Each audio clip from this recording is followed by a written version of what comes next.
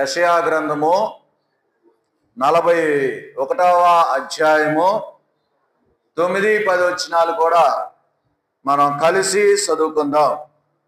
బూది గంతముల నుండి నేను పట్టుకొని దాని కొనల నుండి పిలుచుకునేవాడా, నీవు నా దాసుడు అనియు నేను ఉపేక్షింపక ఏర్పరచుకుంటున్నాను. నేను నీతో చెప్పి ఉన్నాను, నీకు తోడై ఉన్నాను. భయపడకము, నేను నీ దేవుడినై ఉన్నాను. దిగులు పడకము, నేను నిన్ను బలపరుతును. నీకు సహాయం చేయవాడు నేనే. నీతి అని నా దక్షిణ హస్తముతో నిన్ను ఆదుకుందును. ఆత్మ సాయం కొరకు ప్రార్థన చేసుకుందాం. ప్రేమగల తండ్రి, నమ్మకమైన మా దేవా, నీకే వందనాలు, స్తోత్రాలు, కృతజ్ఞతాస్తుతులను చెల్లించుకున్న మా ప్రభువా, ఇప్పటి వరకు కీర్తనల ద్వారా నీ నామానికి మహిమ తెచ్చుకున్నందుకు స్తోత్రాలు. నీ వాక్య భాగంలో ప్రవేశిస్తుండగా నీచుని, యోగ్యుని, అపాత్రుని జ్ఞాపకం చేసుకో ప్రభువా. నన్ను నీ అర్హమైన పాత్రగా నన్ను బలపరిచి వాడుకోయ్యా. నీ చిత్తానుసారంగా నీ మాటలు నా నోటి ఉంచి నీ ప్రజలతో ఏం మాట్లాడాల్సింది నాకు నేర్పించవలసిందిగా వేడుకుంటూ, ఇంకా రావాల్సిన బిడ్డలు కూడా త్వరపెట్టి నీ సన్నిధికి నడిపిస్తూ రమ్మని, కాలయాపన చేయక, కాలాన్ని వ్యర్థం చేసుకోరక, సమయాన్ని వ్యర్థం చేసుకొనక త్వరితంగా నీ సన్నిధికి వచ్చి ఆరాధనలో పాలు పంపులు పొందటానికి కృపానుగ్రహించవలసిందిగా వేడుకుంటూ యేసు నామములో ప్రార్థిస్తున్నాం తండ్రి.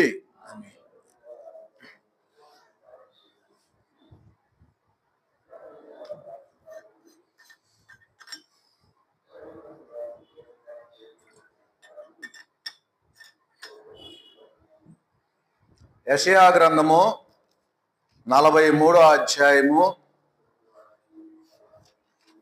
మొదటి వచనాన్ని మనం చదువుకుంటూ వచ్చినాం. ఏమని రాయబడుతూ వచ్చిందంటే, అయితే యాకోబు, నిన్ను సృజించిన వాడు యెహోవా, ఇశ్రాయేలు నిన్ను నిర్మించిన వాడు ఇలాగూ సెలవిస్తున్నాడు, నేను నిన్ను విమోచించి ఉన్నాను. భయపడకము, పేరు పెట్టి నిన్ను పిలిచి ఉన్నాను. నీవు నా సొత్తు. ఇక్కడ నేను ధ్యానించబోయే మాట ఏంటంటే, భయపడకము, పేరు పెట్టి నిన్ను పిలిచి ఉన్నాను, నీవు నా సొత్తు.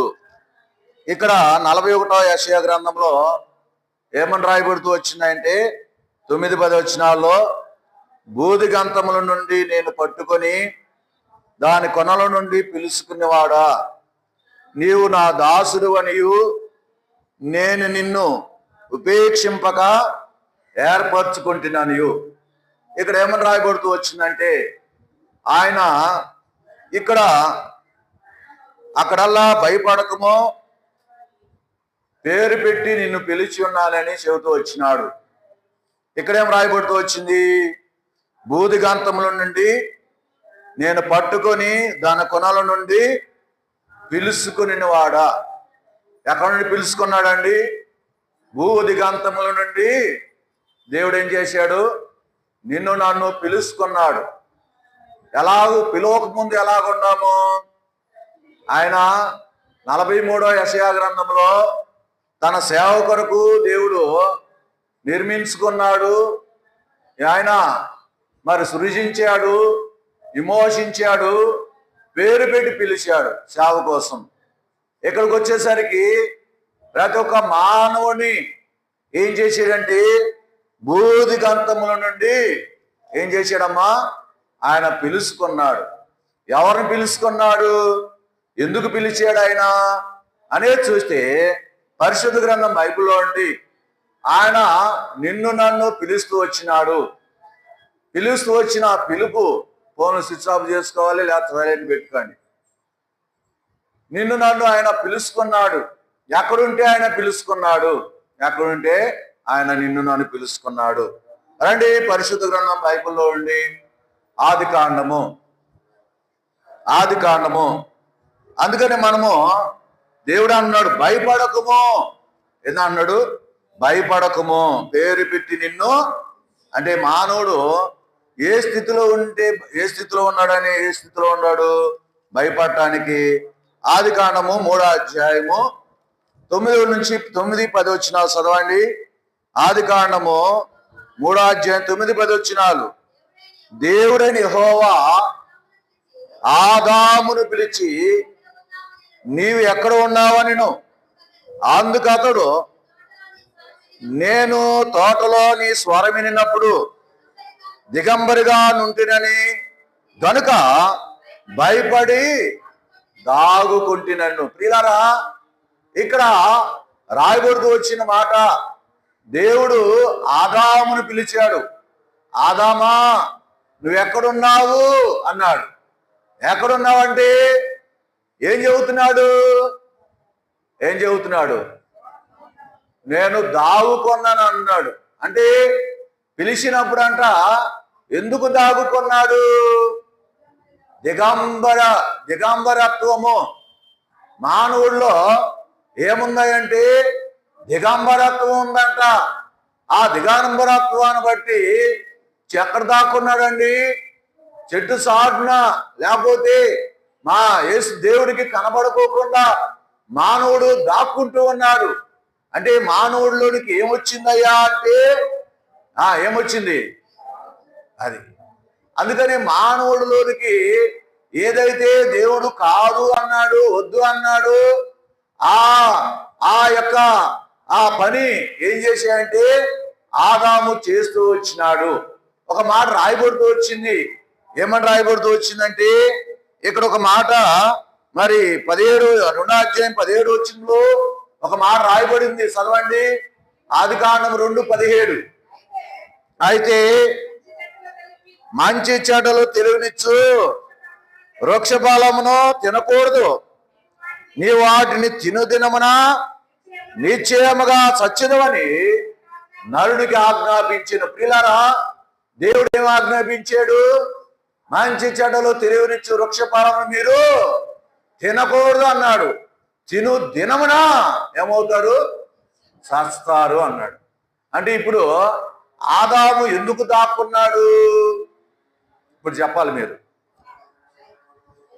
మంచి చెడ్డలు తెలివినిచ్చు వృక్ష ఫలాన్ని తిన్నాడు.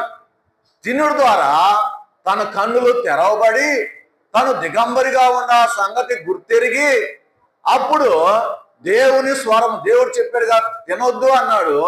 వీళ్ళు తిన్నారు. తిన్న తర్వాత ఇప్పుడు దేవుడు వచ్చాడు. దేవుడు వచ్చిన తర్వాత ఇప్పుడు ఆదాముకి ఏమొచ్చిందంటే భయం వచ్చేసేసింది. ఏం భయము? దేవుడు వచ్చేసాడు. ఇప్పుడు ఆయన ఏం చెప్పాలి, ఆయన సమాధానం అని చెప్పి భయపడంట ఏం చేశాడండి? దాగుకొన్నాడు. దిగంబరత్వంలో ఉండటమే కాదు కానీ దాగుకొన్నాడంట. ఏం భయం వచ్చేసేసింది. భయం ఈనాడు. అందుకనే దేవుడు అంటాడు, భయపడకము, పేరు పెట్టి నిన్ను పిలిచి ఉన్నాను. పిల్లారా, పాపాన్ని బట్టి మానవుల్లోనికి ఏమొచ్చిందంటే భయం వచ్చేసేసింది. దిగంబరత్వాన్ని బట్టి దేవుని ఎదుటికి రావడానికి ఏమొచ్చిందంటే భయం అనేది ఏర్పడుతూ వచ్చింది. అందుకని ప్రకటన గ్రంథం 2వ అధ్యాయంలో తను ఒకటి అనుకున్నాడు. ఒక ఆయన ఏమనుకున్నాడు? ఇక్కడ రాయబడుతూ వచ్చిన మాట ఏంటంటే ప్రకటన గ్రంథము 2వ అధ్యాయము 17 వచనంలో, 3వ అధ్యాయం 17 వచనంలో ఏమని రాయబడుతూ వచ్చింది? నీవు దౌర్భాగ్యుడు, దిక్కుమాలినవాడు, దరిద్రుడు, గుడ్డివాడు, దిగంబరై ఉన్నాని ఎరుగుక నేను ధనవంతుడును, ధన సమృద్ధి చేసి ఉన్నాను, నాకేమి కొదువు లేదని చెప్పుకొనుచున్నాను. ప్రియులారా, మానవుడు దిగంబరత్వాన్ని గురించి, దిగంబరత్వము ఎరుగుక ఉన్నాడు. దిగంబరిగా ఉన్న సంగతి తెలియక ఉన్నాడు. దిగంబరత్వములో ఉన్న అనుకున్నాడు నేను బాగానే ఉండాలి అని అనుకున్నాం. మనం కూడా ఒకప్పుడు ఏమనుకున్నామండి? మనం కూడా ఒకప్పుడు ఏమనుకున్నాం? బాగానే ఉండాలి అనుకున్నా. నేను కూడా కదా, నేను బాగానే ఉన్నా కదా, నేను మాట్లాడుతున్నా కదా, నేను పనులు చేస్తున్నా కదా, అన్ని చేస్తున్నా కదా, బాగానే ఉన్నా కదా అనుకున్నా. కానీ నాలో ఉన్న ఆ దిగంబరత్వాన్ని నేను కనుగొనలేకపోతూ వచ్చినాను. కనుగొనలేక, ఒకవేళ కనుగొన్నప్పుడు కూడా ఏం చేస్తూ వచ్చినామంటే భయం అనేది మానవుడికి ఏర్పడుతూ వచ్చింది. ఆ భయాన్ని బట్టి మానవుడు ఏం చేశాడంటే దాగుకొన్నాడు. అంతేకండి, మనం కూడా ఏం చేసేవండి? ఎవరైనా చూస్తామని మనం కూడా ఏం చేసి ఒకప్పుడు దాక్కున్నాం. దాక్కోవడానికి కారణం పాపమే. పాపము చేయడు ద్వారా దాక్కోవాల్సి వచ్చింది. పాపం చేయడు ద్వారా దాక్కోవాల్సి వచ్చింది ప్రియులారా. అంతేకాకుండా ఆదాము ఒక అబద్ధం ఒక ఆడుతూ వచ్చినాడు. తన మీద తను నేరం మోపుకోలేదంట. ఎవరి మీద మోపాడు నేరం? ఎవరి మీద? అవ్వ మీద నేరం మోపాడు. అంటే చూడండి, తను భయపడ్డాడు, దిగంబరిగా ఉన్నాడు, బాగానుంది. కానీ నేను తినవద్దన్న పండు నువ్వు ఎందుకు తిన్నావంటే నువ్వు నాకు ఇచ్చిన స్త్రీయే అన్నాడు. అంటే ఎవరి మీద? మనం కూడా ఒకప్పుడు ఏం చేసేవండి? దిగంబరత్వంలో ఉన్నాము, దాని ద్వారా భయము. రెండోది వచ్చేసరికి నేరాలు ఏం చేసామండి? ఆదాములాగా మనం కూడా ఏం మోపేమో ఇతరుల మీద నేరాలు మోపాం. ఆదాము తన భార్య అయిన అవ్వ మీద నేరం మోపాడు. కానీ తాను వేసుకోవాలా మీద, తాను పాపాత్ముడని వేసుకోవాలా, తాను ఆజ్ఞను అతిక్రమించదని తాను ఒప్పుకోలా. ఏం చేసి అంటే ఇతరుల మీద నెట్టివేసిన వారు ఉన్న మనం కూడా అంతే. మన జీవితం అంతా కూడా ఒకప్పుడు దిగంబరత్వంలో ఉన్నాము. రెండోది చూస్తేనల్లా మరి ఇతరుల మీద ఏం చేసామంటే మన మీద మనం తప్పు మోపుకోకుండా ఇతరుల మీద తప్పును మోపుతూ వచ్చినాము. దాన్ని బట్టి మనకేమో, అంతేకాకుండా ఆజ్ఞను అతిక్రమిస్తూ వచ్చినాము. దాన్ని బట్టి ఏమొచ్చిందంటే భయం వచ్చేసి. ఎలాంటి భయం అండి అది? రండి, ఏప్రిల్ రాసిన పత్రిక. ఎలాంటి భయము రాయబడుతూ వచ్చిన మాట ఏంటంటే, ఏప్రిల్ రాసిన పత్రిక 2వ అధ్యాయము 14వ వచనం చదవండి. 2వ అధ్యాయం 14వ వచనము. కాబట్టి ఆ పిల్లలు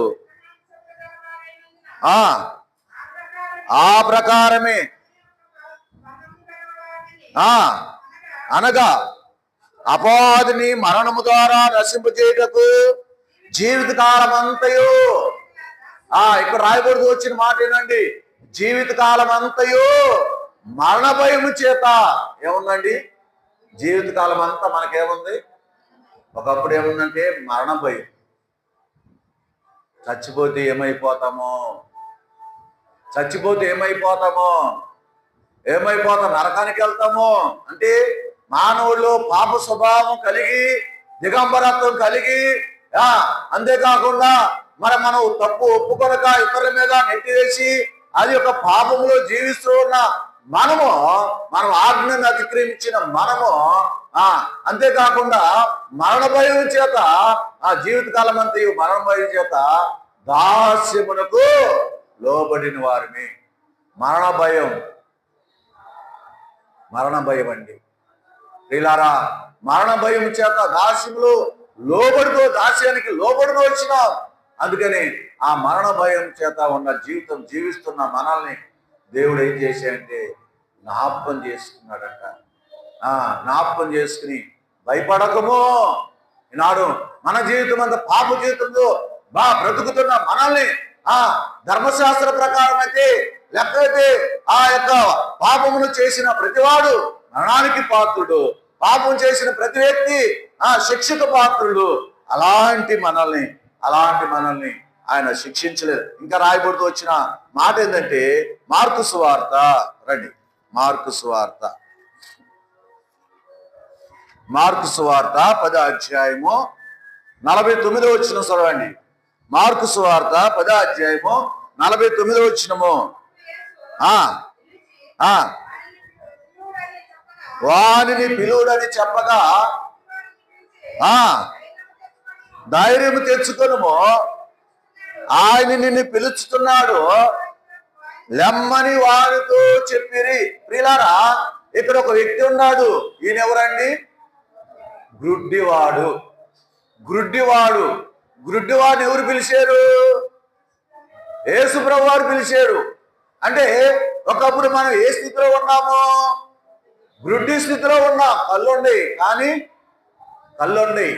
కళ్ళు లేని వారుగా ఉన్నాం. అంటే యేసు ప్రభువుని చూడలేని వారుగా ఉన్నాం, గుడ్డి వారిగా ఉన్నాం. అందుకని మొట్టమొదటి దిగంబరత్వం కలిగిన వారుగా ఉన్నాం. రెండోది చూస్తేనల్లా మనము పాపాన్ని ఒప్పుకొనక ఇతరుల మీద నేరం మోపిన వారు ఉంటాం. అంతేకాకుండా ఆజ్ఞను అతిక్రమించిన వారు ఉంటాం. నాలుగోదిగా చూస్తేనల్లా ఇక్కడ గుడ్డివాడిగా ఉన్నాం. ఎట్లా ఉన్నామండి? గుడ్డివాడిగా. అందుకని ఆ గుడ్డివాడు యేసు ప్రభు వారు వచ్చాడని సంగతి తెలిసి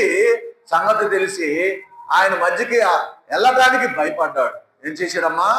ఆయన మధ్యకి వెళ్ళటానికి భయపడ్డాడు. భయపడిన తర్వాత యేసు ప్రభు వారు ఒక మాట అన్నాడు. ఏమన్నాడండి? యేసు ప్రభు వారు వారితో ఒక మాట అన్నాడు. ఏమన్నాడు? ధైర్యం తెచ్చుకున్నాము, ఆయన నిన్ను. అంటే అంతకుముందు ఏముంది? భయం. ధైర్యం లేదు, భయం. ఆ భయంతో యేసు ప్రభు యొద్దకు రాలేకపోయాం. ఆ గుడ్డి స్థితిలో ఉన్న మనల్ని, ఆ గుడ్డి స్థితిలో జీవిస్తున్న మనము యేసు ప్రభు యొద్దకు రాలేకపోయినప్పుడు యేసు ప్రభువే ఏం చేశాడమ్మా? మన యొద్దకు వచ్చాడు. ఆ గుడ్డివాడి యొద్దకు వచ్చాడు. ఈనాడు నీ యొద్దకు, నా యొద్దకు వచ్చాడు. ఆయన వచ్చి ఏం చేశాడు? ఆ గుడ్డివాడిని ఏం చేశాడమ్మా? పిలిచిలే. ఎక్కడున్నావు నువ్వు? గుడ్డి స్థితిలో ఉన్నావు నీవు, లెమ్మని చెప్పగా ఆయన ఏం చేశాడమ్మా? లేచాడు. ప్రియులారా, నేనేం చెబుతున్నా అంటే, ఇలాంటి భయపడుతున్న సమయంలో ఆ పాప భయంతో జీవిస్తున్నా, ఆ మరణ భయంతో జీవిస్తున్నా, ఆ దిగంబరత్వ భయంతో జీవిస్తున్నా, ఆ గుడ్డితనంతో జీవిస్తున్నా, వింటున్నారా వాక్యము? వింటున్నారా? ఆరాధన చేయకపోతే సరిగ్గా ఉండదు మీకు. ఇవాళ చెబుతున్నా మీకు, వినకోకుండా ఏదేదో ఆరాధన చేస్తే మాత్రమో మీరు ఎక్కడెక్కడో ఆలోచన పెట్టుకుని ఏటేటో చూస్తా ఆరాధన సరిగ్గా చేయకపోతే గనక మీరు అసలు బల్లలో పాలు బొబ్బులు పొందొద్దు. సరిగ్గా ఇంటేనే సరిగ్గా వినాలి. దేవుని ఇంటికి వచ్చేవండి, లోకంలో ఎక్కడ కూర్చుంటే అన్ని గుర్తుంటాయి. వాళ్ళు చెప్పే అన్ని గుర్తుంటాయి. వాళ్ళు ఏం చెప్పారో రెండో రోజు కూడా నీకు గుర్తుండి కోసుకొచ్చినట్టు ఇంకొకరు యువతో అలా నక్క ఇట్లా అందని. ఇక్కడ కూర్చున్న తర్వాత ఒక గంట సేపు, అరగంట సేపు వాక్యం అన్న వాక్యము ఏమవుతుందంటే గుర్తుంటలా. లోకంలో ఉన్న కూర్చుని మాట చెప్పేదల్లా నెక్స్ట్ రోజు కూడా గుర్తుండి ఎవరికొకరు చెప్పేస్తున్నావు. ఇక్కడ 40 నిమిషాల వాక్యం అన్న 40 నిమిషాల వాక్యాన్ని అసలు గుర్తే ఉంటలా, ఏదేదో చేస్తాం. అందుకని మనము గుర్తుపెట్టుకోవాలి. దిక్కులు చూడకూడదు, అటు ఇటు చూడకూడదు. వాక్యం పైనే నీ దృష్టి పెట్టు, నీ మైండ్, నీ ఆలోచన పెడితే వాక్యం అర్థమైంది, లేకపోతే అర్థం కాదు. దేవుని వాక్యం వింటేనే ఆశీర్వాదం ఉన్నది, జ్ఞానం ఉంది, తెలివి ఉన్నది. అందుకని మానవుడు జీవిస్తున్న దిగంబరాత్వంలో మానవుడు జీవిస్తున్నాడు. రెండోదిగా తను తాను నేరము ఒప్పుకొనక కప్పుకుంటూ వచ్చినాడు, ఇతరుల మీద నేరం మోపాడు, ఆజ్ఞను అతిక్రమించాడు. నాలుగోదిగా చూస్తే గుడ్డితనంలో మానవుడు జీవిస్తూ ధైర్యం లేక యేసు ప్రభు యొద్దకు రాలేని స్థితిలో ఉండవారిగా ఉన్నాడు. అందుకాకుండా పరిశుద్ధ గ్రంథం బైబిల్లోని 1 తిమోతి రాసిన పత్రిక 1వ అధ్యాయము 1 తిమోతి 1వ అధ్యాయము 12-13 వచనాలు చదవండి.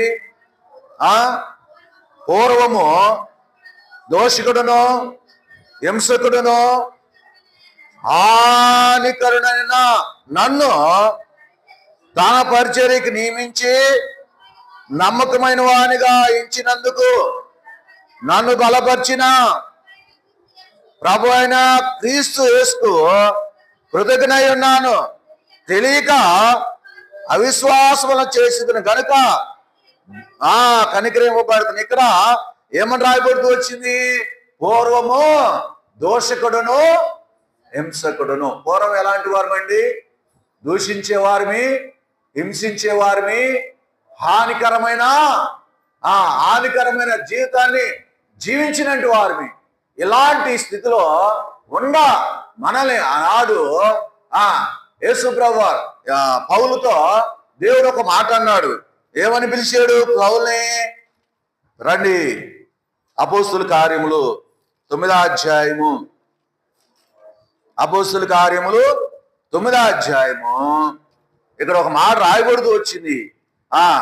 4వ వచనం చదవండి. 4వ వచనము. అప్పుడు అతడు నేల మీద పడి సౌలా సౌలా నీవేలా నన్ను హింసించుతున్నావని తానతో ఒక స్వరం పలుకుట వినినా ప్రభువా నువ్వెవడు అని అడుగుగా ఆయన నీవు హింసించుచున్నా యేసున ప్రియులారా, ఇక్కడ యేసు ప్రభు వారు కూడా యేసు ప్రభు వారు కూడా సౌలా సౌలా నువ్వెలా నన్ను పిలుస్తున్నాడు సౌల్ని. అంటే సౌలు ఎలాంటి వాడండి? హింసించే సౌలు. అంటే దేవుని భయము లేకోకుండా జీవిస్తూ దేవుణ్ణే కాదు దేవుని ప్రజలను దేవుని ప్రజలు హింసిస్తే దేవుని కూడా హింసించినట్టే. దేవుని ప్రజల్ని హింసించిన బిడ్డలుగా ఉన్నామంటూ వచ్చినాం కనుక ప్రతి ఒక్కరు కూడా బిడ్డలమ్మా మాకండి, అరిపియొద్దు. అటు ఇటు నడిచినా పర్వాలేదు, కానీ అరిపిస్తే మాత్రం వాక్యం అర్థం కాదు. లైవ్ వెళ్తుంది కనుక మీతో నేను ఏ మాటలు మాట్లాడలేకపోతున్నా. లైవ్ చాలా మంది చూస్తారు, వాళ్ళకి వెళ్ళిన దానికి ఈ మాటలు కూడా వెళ్తాయి. అది నేను అనేది. కంట్రోల్లో పెట్టుకోండి బిడ్డలు. ఇక్కడ రాయకూడదు వచ్చిన మాట ఏంటంటే, మనము ఇలాంటి జీవితము మానవుడు జీవిస్తూ ఉన్నాడు. మానవుడు దేవుడు పిలిచినప్పుడు వారు ఎలాంటి స్థితిలో ఉన్నారు? ఇప్పుడు చెప్పండి ఒక మాట. ఎలాంటి స్థితిలో ఉన్నారు? 4, 5 చెప్పాను మీకు. మొట్టమొదట దిగంబరి స్థితిలో ఉన్నారు. రెండోది నేరం మోపేవారుగా ఉన్నారు. మూడోది ఆజ్ఞను అతిక్రమించేవారుగా ఉన్నారు. నాలుగోది గుడ్డివాడుగా ఉన్నాడు. ఐదోది మర్చిపోయారా? హింసించేవారిగా, అది ఒకటి గుర్తుపెట్టుకుని చాలు, హింసించేవారిగా ఉన్నారు. ఇక్కడ మన 9వ అధ్యాయంలో 4వ వచనంలో చదివిన మాట గుర్తుపెట్టుకోండి. ఎవరిని హింసించామంటే దేవుని ప్రజలను కూడా హింసించేవారుగా ఉన్నాం. అలాంటి ప్రజలను ఇప్పుడు వాళ్ళైతే అలాంటి పాప స్థితిలో ఉన్నవారు లెక్కైతే వారికి ఒక భయం వచ్చేసేసింది. ఏం భయం? ఆ భయం తెలుసా? నరక భయం. ఏం భయం అమ్మా? మరణ భయం, నరక భయం వచ్చేసేసింది. అయ్యో నేను చచ్చిపోతే నరకానికి వెళ్ళిపోతానే అనే భయము వారిలోకి వచ్చేస్తే అప్పుడు కరుణగల దేవుడు ప్రభువైన యేసుక్రీస్తు వారు వారికి ఏమని పిలుస్తున్నాడు అంటే, భయపడకమో, పేరు పెట్టి నిన్ను పిలిచి ఉన్నాను, నీవు నా సొత్తు. పేరు పెట్టి నిన్ను ప్రేమతో పిలచి కరుణాతో నీ సొత్తుగా నన్ను చేసి, పేరు పెట్టి నన్ను ప్రేమతో పిలచి కరుణాతో నీ సొత్తుగా నన్ను చేసి, అరమారలేక నన్నాదుకుంటే, అరమారలేక నాదుకు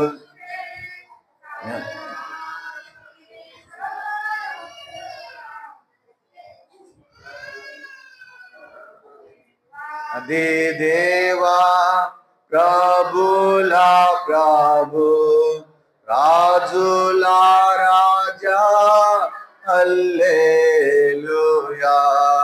దేవాది దేవా ప్రభువులా ప్రభు, రాజులా రాజా, హల్లెలూయా. పేరు పెట్టి నిన్ను పిలిచాడండి. పేరు పెట్టి నిన్ను పిలిచాడు. ఎందుకు పిలిచాడు? 7 తలంపులు ఉన్నాయి. 7 తలంపులు 10 నిమిషాల్లో 7 తలంపులు మనము ఎలా ఎందుకు పిలిచాడు? ఇప్పుడు అలా పిలిచినప్పుడు ఎక్కడ ఉందాం గుర్తుపెట్టుకోండి. మొట్టమొదటిది పిలిచినప్పుడు ఎక్కడ ఉన్నాము, ఏ స్థితిలో ఉన్నాం. ఇప్పుడు ఆయన ఎందుకోసం నిన్ను నన్ను పిలిచాడు? ఎందుకోసమో పాయింట్ అర్థమవుతుందా మీకు? ఎక్కడుంటే పిలిచాడు, మనము ఎక్కడుంటే ఆయన నిన్ను నన్ను పిలిచాడు, ఏ స్థితిలో ఉంటే పిలిచాడు, ఇప్పుడు ఎందుకు పిలిచాడు అనేది మనము క్లియర్గా రాసుకోవాలి. రాసుకోకుండా రెఫరెన్స్ల వరకు రాసుకున్నాం అనుకో, ఈ పాస్టర్ గారి రెఫరెన్స్లో చెప్పాడు, దానికి అర్థం చెప్పలేదంట. అందుకని ఇప్పుడు ఎందుకు నిన్ను నన్ను పిలిచాడు? కొరింథీయులు రాసిన పత్రిక మొదటి కొరింథీ మొదటి అధ్యాయం 9వ వచనం చదవండి. మన ప్రభు అయిన యేసు క్రీస్తు అను తన కుమారుని సహవాసమునకు మిమ్మును పిలిచిన దేవుడు నమ్మదగిన వాడు. ఇక్కడ రాయబడి వచ్చిన మాట ఏంటంటే, మన ప్రభు అయిన యేసు క్రీస్తు అను తన కుమారుని సహవాసమునకు మిమ్మును పిలిచిన దేవుడు నమ్మదగిన వాడు. ఇప్పుడు ఎందుకు పిలిచాడు? మొట్టమొదటి చెప్పండి. అరే అది గుర్తుపెట్టుగా మనం చెప్పేది మన మైండ్లో సరిగా అర్థం చేసుకోవాలి. ఎందుకు పిలిచాడు? తన కుమారుని సహవాసమునకు. ఎందుకు పిలిచాడమ్మా? కుమారునితో ఏం చేయటానికి? సహవాసం చేయటానికి. ఎవరు చేశారు సహవాసము? బైబిల్లో చాలా ఉన్నాయి. ఆనోకు ఏం చేశాడు? దేవునితో సహవాసం చేశాడు. చాలా మంది సహవాసం చేశారు. అయితే నిన్ను నన్ను తన సహవాసమునకు ఆయన నిన్ను నన్ను పిలుస్తూ వచ్చినాడు. తనతో సహవాసం చేయడానికి, తనతో కలిసి ఉండటానికి ఆయన నిన్ను నన్ను పిలుస్తూ వచ్చినాడు. అంతేకాకుండా రెండోదిగా చూస్తే గలతీయులు రాసిన పత్రిక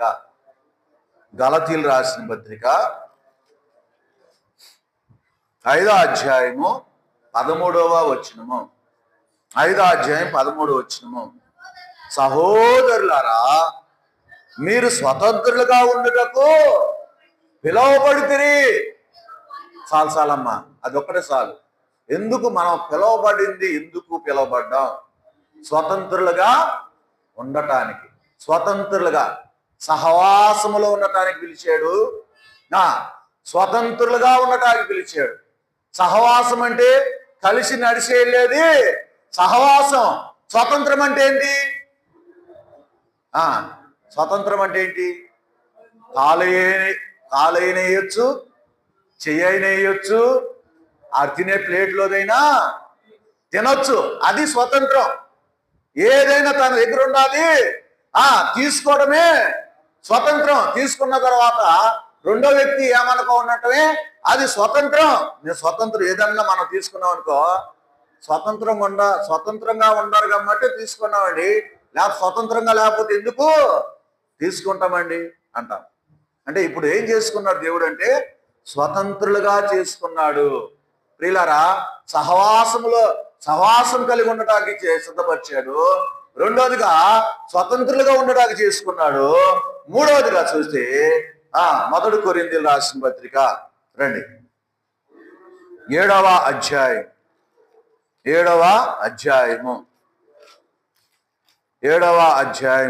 15వ వచనము చదవండి. 15వ వచనము.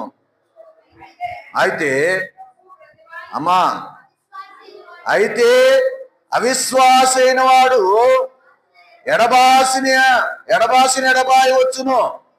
అట్టి సందర్భముల్లో సహోదరికైనను నిర్బంధం లేదు, సమాధానం గుడ్లకు దేవుడు మనం పిలిచి ఉన్నాడు. ఒకప్పుడు నిర్బంధం కలిగి ఉన్నాం, ఇప్పుడేం లేదు, నిర్బంధం లేదు. ఏముంది ఇక? సమాధానం. ఎవరితోనండి? దేవుడు తండ్రి అయిన దేవునితో, కుమారుడైన యేసుక్రీస్తు ప్రభువారితో ఏం కలిగి ఉన్నామండి? సమాధానము. మొట్టమొదటి సహవాసంలో ఉన్నాం, రెండోది స్వతంత్రులుగా ఉన్నాం, మూడోది సమాధానం కలిగిన వారుగా ఉన్నాం, నాలుగోది చూస్తే పరిశుద్ధ గ్రంథం బైబిల్లో మొదటి కొరింథీయులు రాసిన పత్రిక 1వ అధ్యాయము 2వ వచనం చదవండి. 1వ అధ్యాయము 2వ వచనము.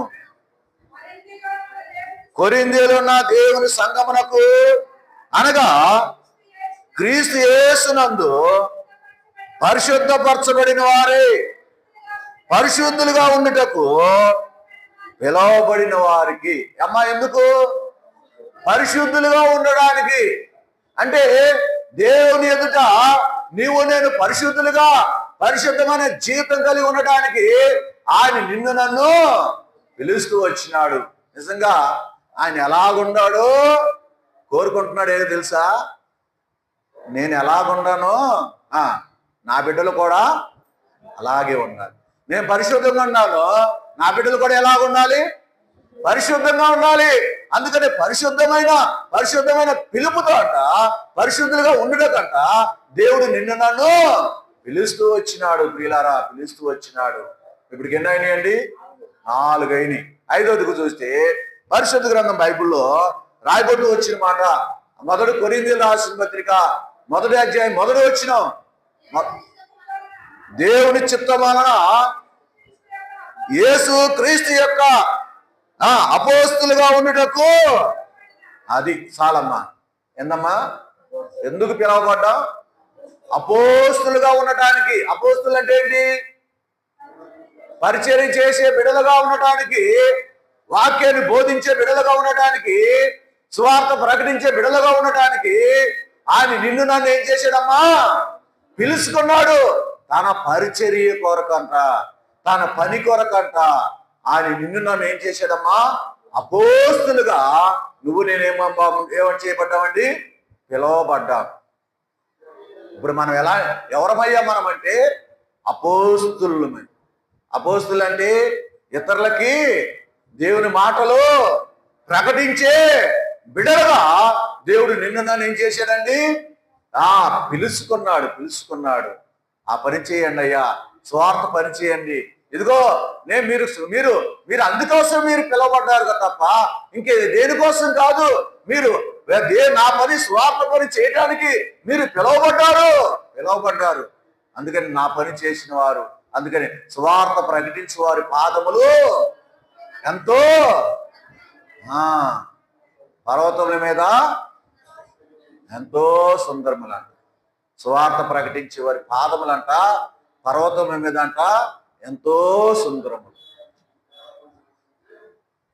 అందుకని నిన్ను నన్ను అపోస్తులుగా నిన్ను నన్ను పిలుచుకుని తన పరిచర్య కొరకు ఆయన నియమించుకుంటూ వచ్చినాడు.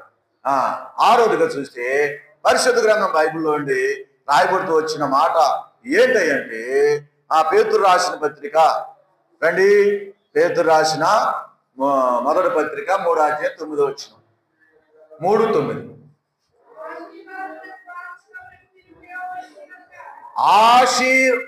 ఆశీర్వాదమునకు వారసులుగా ఉండుటకు మీరు పిలవబడితిరి. 6వది ఏంటండి? ఆశీర్వాదమునకు వారసులు. దేనికి వారసులుగా ఉన్నాం? ఎందుకు పిలవబడ్డామంటే ఆయన వారసు, దేవుని వారసులుగా అంటే దేవుడు ఆశీర్వదించే బిడలుగా, ఆయన ఆశీర్వాదకర్తలుగా నిన్ను నన్ను సిద్ధపరిచి ఆయన వారసులుగా ఉండటకంట నువ్వు నేనేం చేసేవాడి? పిలవబడ్డా. ఎంత గొప్ప దేవుడు అండి! 5 అంతల పాప జీవితంలో ఉన్న వారిని 7 అంతల ఆశీర్వాదాలు 7 అంతలు ఇచ్చాడు. ఇప్పుడు 6 అయిపోయినాయి. 7వది ఏంది అంటే ఎఫెసీయులకు రాసిన పత్రిక 4వ అధ్యాయం. నేను ఎందుకంటే ఈ క్లుప్తంగా ముగిస్తుందంటే టైం అయిపోయింది కనుక నేను త్వరగానే ముగించడానికి ప్రయత్నం చేస్తున్నాను. అందుకోసం 4వ అధ్యాయము 4వ వచనం చదవండి. 4:4 శరీరం ఒక్కటే, ఆత్మయే ఒక్కటే, ఆ ప్రకారమే మీ పిలుపు విషయమై ఒక్కటే నిరీక్షణ ఉండుటకు పిలవబడుతురి. పిల్లరా, ఎందుకు పిలవబడ్డామండి? నిరీక్షణకు. అంటే ఏ నిరీక్షణ? శుభప్రదమైన నిరీక్షణ. మనకు ఒక నిరీక్షణ ఉంది. ఏ నిరీక్షణ అంటే చచ్చిపోతే ఏం రోజన్నా చచ్చిపోతే ఎక్కడికి వెళ్తాం? నిరీక్షణ. ఆయనతో కూడా ఉంటామన్నా నిరీక్షణ, ఆ రాజ్యంలో ఉంటామన్నా నిరీక్షణ. ఆ ధన్యత దేవుడు మనకు అనుగ్రహించాడు. 7 అంతల ఆశీర్వాదాలండి, 7 అంతల పిలుపులు ఆయన నిన్ను నన్ను పిలుస్తూ వచ్చినాడు. ఇప్పుడు ఆయన పిలిచినప్పుడు ఎక్కడున్నాము? ఇప్పుడు చెప్పండి. మొత్తం దిగంబరిగా ఉందాం. మంచిది. మొట్టమొదటి చెప్పారు. రెండోది, నేరం మోపే వారికి ఉందాం. చెప్పండి. గబ్బిలా మొహాలు వేసుకుని అటు ఇటు చూడొద్దు. చెప్పాలి, నోరు తెచ్చి చెప్పాలి. ఆజ్ఞను అతిక్రమించాం. నాలుగోది, గుడ్డివారిగా ఉండం. ఐదోది, హింసించేవారిగా ఉండం. అంటే ఆయన పిలిచినప్పుడు ఆ స్థితిలో, ఆ పాపపు స్థితిలో ఉండం. అట్టి వారిని ఏ స్థితిలోనికి పిలిచాడు? మంచిదే, లైన్లోకి వచ్చారు. తన కుమారుని సహవాసంలో పిలిచాడా? ఏంటో ఇంకా సమాధానం ఉంటా పిలిచాడు. ఏంటి? అపోస్తులుగా ఉంటా పిలిచాడు. ఆశీర్వాదానికి వారసులుగా ఉంటా పిలిచాడు. నిరీక్షణ కలిగిన వారికి ఉండటకు పిలిచాడు. అందుకని భయపడకము, పేరు పెట్టి నిన్ను, నీవు నా సొత్తు. దేవుడు ఏమంటున్నాడు చివరగా? నా సొత్తు, 7 అంతల పిలుపుతో నేను పిలిచాను కనుక నువ్వు నా సొత్తు. ఎవరి సొత్తు కాదు, లోకంలో ఎవరి సొత్తు కాదు, నా సొత్తు నువ్వేక. అందుకని ఆయన సొత్తుగా నిన్ను నన్ను చేసుకున్న ఆ దేవుణ్ణి సహోదరుడు సహోదరి దగ్గరగా క్లుప్తంగా ప్రభుని ఆరాధించారు.